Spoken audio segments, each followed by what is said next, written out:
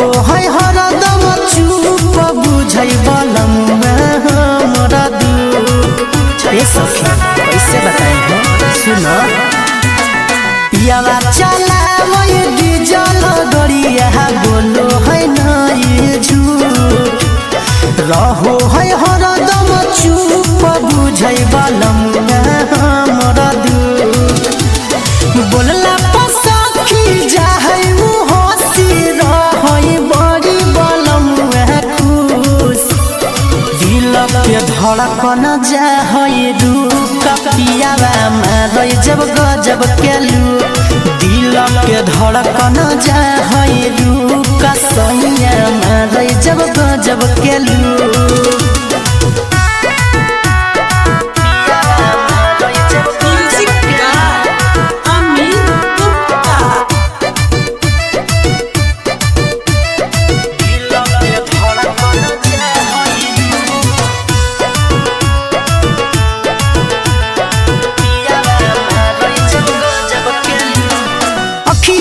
चश्मा लगा के जब निकलै बहरिया गे सखी, देखी के मारै कुआर लड़की सब नजरिया गे सखी।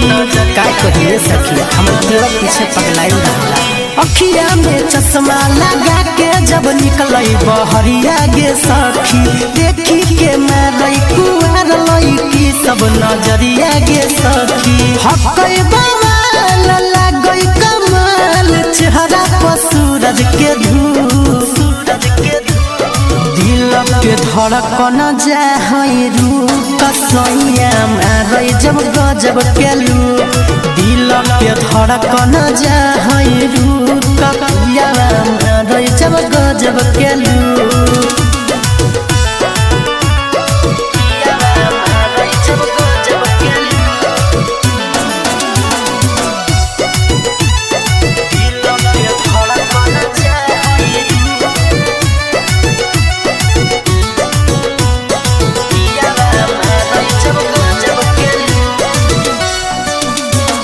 सीधा साधा हकै मोर पियावा नहीं करै लड़ाई, नैहर में सब जन सैया के सखी करै बड़ाई, एकदम दिल खुश हो जाला का कहूं।